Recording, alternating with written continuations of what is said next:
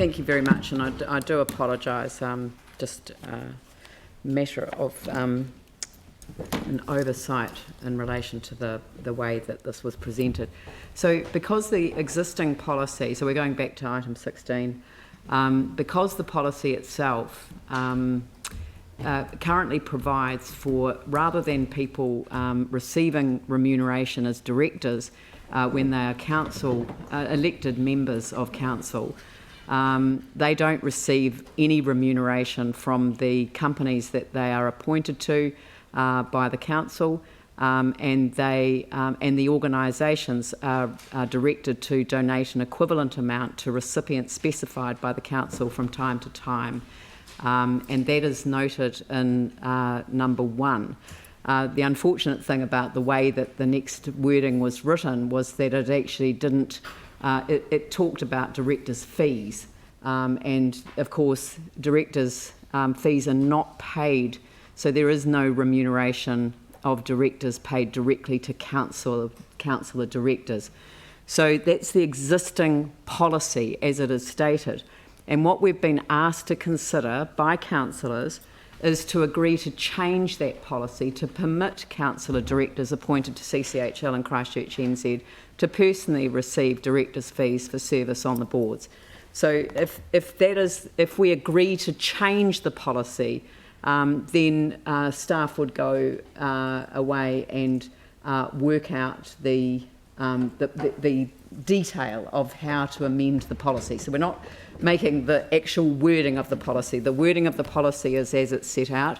So for it to change, we have to show what the change would be. So the debate is, are we going to change the policy to permit councillor directors to essentially receive directors' fees? At the moment they don't, and that has been the case since 2017, and this would be a change to the policy, and that's what I have been asked as the Mayor to put on the table. I don't intend to support it, but I've agreed that it goes on the table because there were sufficient people who wanted to have that debate.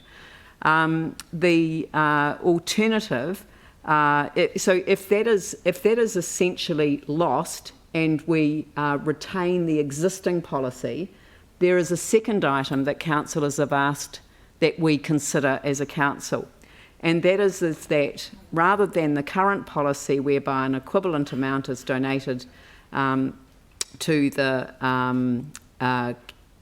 council, or actually you could actually change number 2 to agree to. So essentially what we're asking is the second question is actually to agree to adjust the current policy to allow councillor directors to individually choose the recipient of the donation. So actually you can remove all of the rest because the current policy would stand. And so if 2 could just simply read, agree to adjust the current policy to allow councillor directors to individually choose the recipient of the donation. So if people vote against number 2, then it is, if people vote against number 2, then it is, then we retain the current policy, and then we move to another one, which is agree to adjust the current policy to allow councillor directors. So there are 2 adjustments that we're going to be voting on. One is the main one, which is that the councillor directors appointed to CCHL and Christchurch NZ are able to personally receive their directors' fees, which is something that hasn't been allowed since 2017. And we agree to adjust the current policy to allow councillor directors to individually choose the recipient of the donations. So we need to make a decision on the first one first, and followed by the second one if that one is lost. If number 2 is carried, then we are changing the policy, and that is the end of the matter. We still have to make a decision about the allocation of the donations for the existing one, because they are paid in retrospect, and so the organisations have been instructed to not pay directors' fees to the directors, so there's no remuneration payable to the directors for this financial year. So anyone that has a question mark over whether there is a self-interest in relation to this particular matter, there isn't, because the fees, the organisations, the two organisations have already been instructed not to pay remuneration to councillor directors. So it's just a question of us advising those two bodies where to direct a donation to. So that's the only decision, is the second decision, unless there is an agreement to adjust the current policy to allow councillor directors to individually choose the recipients of the donation. And at that stage, then individual councillor directors, if that were carried, then they would be entitled to allocate or to direct those organisations which charitable organisation they were to be given to. Leanne, can I just say that I flagged that there was a conflict because I was a director of CCHL, but on the basis of that too, I don't feel comfortable voting on agree to change the policy, because by definition I do have a pecuniary interest in it, so I can't vote on the first one. But you voted on it when it was first moved. You know, when it first came in. No, I didn't. Yes, you did. You voted against it.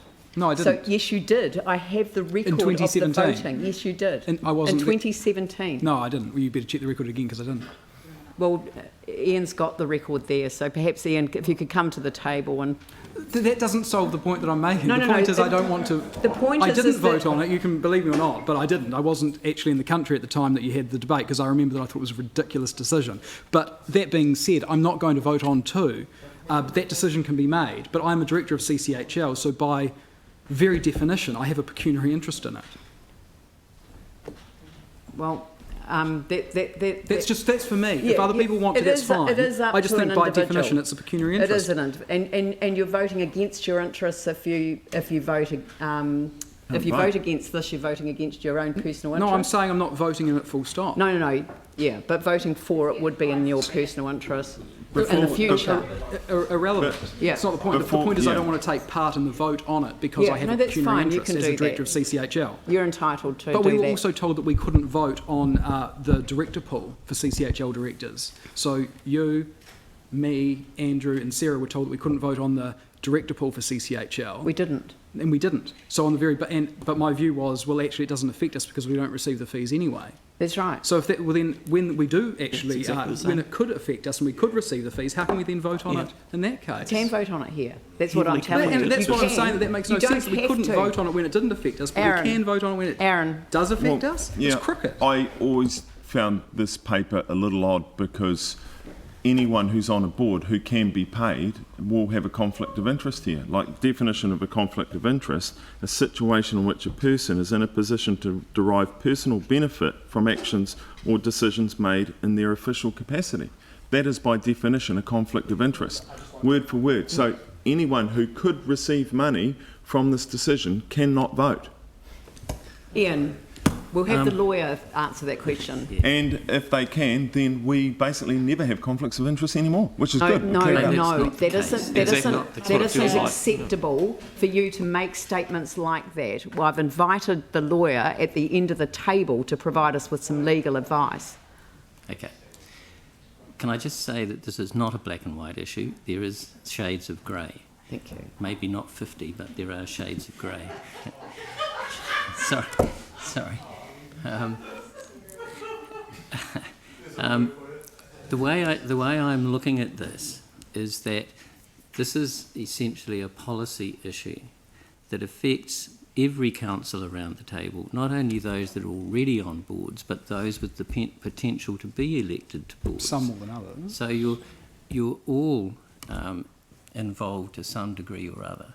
So therefore, it would be ridiculous if you all had to step back.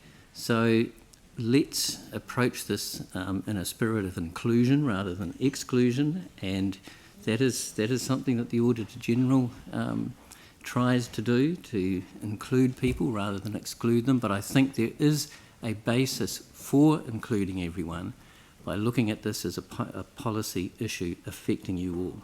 You all are involved. That is not to say that if individually you want to step back from voting, you're entitled to do so, and you can. I can't force you, the council can't force you, but if you want to step back, fine. Could I ask Ian a question then, which might help clear this up for me? Just Sorry, did you have another question? yeah. Could you help clear up then for me? Then, as a councillor director on CCHL, I was told that there was a conflict on myself, Leanne, Andrew and Sarah taking part in the vote on the setting the remuneration pool for the CCHL directors. My view was, well, we're not even paid the directors' fee, so it only impacts the independent directors. And the advice at the time there is, yeah, well, it could affect you if the policy changes. So on that very basis, when the policy actually does affect me and directors financially, in my view, that is, by very definition, a pecuniary interest. As in, depending on how that goes, as of tomorrow, something would go into 4 people's bank accounts, actually 5, because you're talking about Christchurch NZ. So that is a pecuniary interest. There's a lot of people that don't have a pecuniary interest in it. Yes, they could if they went through an application process, but they haven't, or haven't been appointed anyway. I just feel that it just... Look, people can make their own call on it. I just think that when it affects your bank account potentially, depending on, on the vote, it has a financial impact or a potential to financially impact the said councillors. So I just think that as one of those councillors who is on that board, I can't vote on the substantive about receiving fees. Yeah, you did vote on the 28th of September 2017. I wasn't so there. You should, well, I've got the article from the newspaper right here. Is this when the first decision was made? Christchurch City Councillors David East and Jamie Goss oppose donating directors' fees to charity. Is this when we set up the policy? This is when we set in 2017. That's when we set up the policy. No, it was reaffirmed then. 2014. Oh, sorry, no, it was put in place in 2014, wasn't it? No, It was 2017. But didn't you do it at the start of your... There were no directors' fees paid from Christchurch NZ, Was it from 2014? CDC as it was then, or CCHL directly to councillors. Done initially so the thing is In 2014 I didn't vote on it. There isn't a problem. It's a matter of policy, as Ian has said. Yes. It has been. This is the question of whether we, as a council, agree that when we appoint directors onto boards, because we are the ones who make the decision whether we are going to treat councillors differently from staff members. So staff members do not get paid directors' fees, and the question is should councillors get paid directors' fees? Do they get another bit of remuneration on top of the remuneration that they already get? That is the question. So the difference How between can you make that 2017 and decision if now... you're going to get that remuneration? The difference No, between... because it's heavily got, conflicted. it applies to whoever is appointed. But by definition, that's a conflict. The difference No, between it's not. 2017 and It's rejigging the always- policy now... Every was single in 2017 councillor, we the hadn't point been that we've told just that we were heard from conflicted on the rem Ian, pool. and you can try and shout me down all you like, but the reality is that we have received advice that every single councillor is potentially conflicted because they potentially Just some more benefit than others. So from the decision. all I'm saying is I sit on the board. I don't want to make a drama out of this. I sit on the board, and now the difference between You are 2017 and making now... a drama of well, then it. I won't take part. Mr. Anyone like a Goff, cup of you tea are upstairs? making a drama of it, whether you Can I state turn off the you are or microphone? not. So I've got Jake had his I will hand not up take part. first. I'm conflicted, Jake, I believe, and I won't take part. Thank you, Mr. Goff. We've got it. It's a simple question. I take issue with Ian's advice in that we're all equally conflicted. I don't agree with that when only 4 of us stand to... Sorry, he didn't actually say that. The point I said The that. point I'm trying to make is there's a huge difference between how I'm affected and how the 4 directors on CCHL are affected. And that's Massive entirely my difference. point. Actually, there's Thank you. I can tell you the exact difference. My question is, would the 4 CCHL directors be happy to not partake in the discussion? Yes, it would be that's why I Christchurch flagged that NZ. I'll prefer not to. Thank you. View on it. You can't ask people to exercise what is something that they hold. We are known, every single one of us is known to be a director. And I am perfectly happy to tell people that I will exercise my vote against changing the policy. I think I've been the one who promoted the policy. It came about because I strongly disagree with double dipping and potentially triple dipping. I think that it's That's really... fine. This is But I have been asked to put this back on the Something agenda. before people So apply. I'm not Process, though. putting this on the agenda because I want it on the agenda. I haven't promoted this, but I'm not going to have councillors determine whether I can exercise my judgment in this matter, and I am entitled to do so based on the advice that we've received. Could the So Auditor I'm General going provide to some advice on move. here. Point of order, the chair's speaking. I'm going to move to addressing the issue. If individual councillors do not wish to participate in the debate, then they are perfectly entitled to do so, and they can do so on whatever grounds they choose to do so. It is not a matter that I am going to direct a member to behave. I couldn't. So that is the end of that matter, and so I'm looking for someone to move, because I think we should deal with them sequentially. So I'm looking for somebody to move that we agree to change the policy to permit councillor directors appointed to CCHL and Christchurch NZ to personally receive directors' fees for service on the boards. So I'm looking for someone to move that motion. Are you willing to move I'd like that? to move that we lay it on the table and get advice from LGNZ on the conflicts. Yeah. And if LGNZ say you're all clear, go for it, then, and anyone who wants to sit back, if it's the same information, then I'll be comfortable. But until then, Hang on. If you move a motion that the matter lies on the table, it's a procedural motion, so it has to be accepted. So you've moved it and Yeah. Jake has seconded it, is that right? I'll second it. Yes, I did. I moved it, I think. Right, so Aaron Kewen has moved that it lie on the table while we seek additional advice. Is that from LGNZ, please. from LGNZ? I don't know whether that's... Sorry, Leanne, I have not seconded Aaron's... Sorry, I thought that you were I was second... moving the substantive staff recommendation. Yes, but when I receive a procedural motion, I have to accept it. So you're seconding it, Sam. Provided we can extend that to the Auditor General as well. The Office of the Auditor General. Yep. So, Ian, I think wait. I think that's more appropriate, that we get advice from the Auditor General. Yes, Because okay. that's the guideline that I've actually been following, so it would be good Okay. to get that clarified. Yes. Yes. So do we have to state where the advice is being received from, or from a Just say procedural further- motion that the matter lie on the table until additional advice is received From the Auditor General, from not LGNZ. from the Office of the Auditor General? Okay. So that additional advice is received from the Office of the Auditor General, if we can write that up. So it's been moved by Aaron Kewen and it's been seconded by Sam McDonald, and I'm required to put that motion without debate. So I will put that motion. All those in favour say aye. Aye. Those opposed say no. No. That's lost. So, but I'm presuming somebody will call for a vote. So if... that the report be left to lie on the table to enable advice to be provided from the Office of the Auditor General. Oh, yeah, perfect. Well, that I can most certainly vote on. No?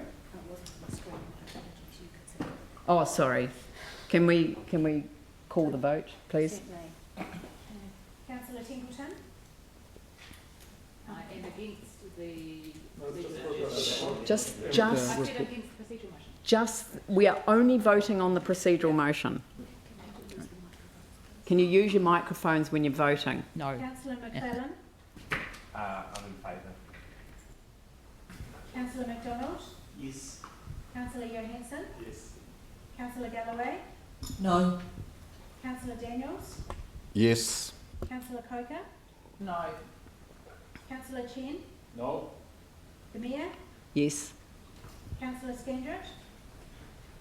No. Councillor Bajor? Yes. Councillor Kewen? Yes. Councillor Goff? Yes. Councillor Davidson? No. Councillor Cotter? No. Councillor Chu? Yes. Councillor Turner? No.